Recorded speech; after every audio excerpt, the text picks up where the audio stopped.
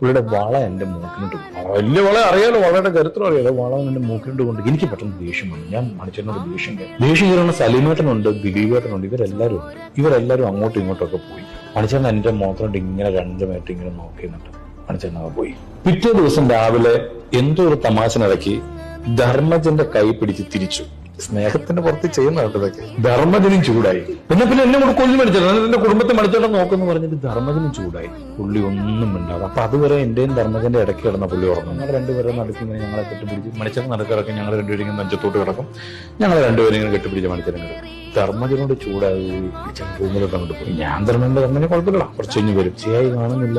വൈകുന്നേരമായിട്ട് മണിച്ചേട്ടനെ കാണുന്നില്ല. സുബി വന്നിട്ട് ചോദിച്ചു, നിങ്ങളെന്താ മണിച്ചേട്ടൻ എന്തെങ്കിലും പറഞ്ഞെന്ന് ചോദിച്ചു. ഞങ്ങളില്ലടി എന്താണ്, മണിച്ചേട്ടൻ റൂമിൽ നിന്ന് കരയാണല്ലോ എന്ന് പറഞ്ഞു. അവൻ കരയാണ് വന്ന് പറഞ്ഞു, ഞങ്ങൾ ഇരുന്ന് പിള്ളേരിരുന്ന് കരയാണ്. ഞാൻ നിങ്ങളോട് എന്ത് ചെയ്തിട്ടാ, എനിക്ക് സ്നേഹം കൊണ്ടല്ല ഇങ്ങനൊക്കെ ചെയ്യുന്നു പറഞ്ഞ് കരയാണ്. ഞങ്ങൾ 4 പേരുടെ കെട്ടിപ്പിടിച്ച് കരച്ചിലെന്ന് പറഞ്ഞ പൊട്ടിക്കരയാണ്. കരഞ്ഞിട്ട് കൊണ്ട് ഞങ്ങൾ മണിച്ചേട്ടനെ വിളിച്ച് റൂമിൽ വന്നിട്ട് പിന്നെ ഞങ്ങളുടെ കൂടെ. ഇത് നമുക്ക് സ്നേഹം കൊണ്ട് പുള്ളി ഓരോന്നും ചെയ്യുന്നത് നമ്മളെന്തെങ്കിലും തിരിച്ചു പറഞ്ഞ പുള്ളിക്ക് ഭയങ്കരമായിട്ട് വിഷമമാവും. നമ്മളെ വേദനിപ്പിക്കാൻ വേണ്ടി ചെയ്യുന്നതല്ല, പക്ഷെ അറിയാലോ ചെയ്തു കഴിഞ്ഞാൽ നമുക്ക് വേദനിക്കും. അങ്ങനത്തെ കൈയും കാലും ഒക്കെയാണ് പുള്ളിക്കുള്ളത്. അന്നാണ് എനിക്ക് മനസ്സിലായത് ഇതൊരു കുഞ്ഞു കൊച്ചാണിത്.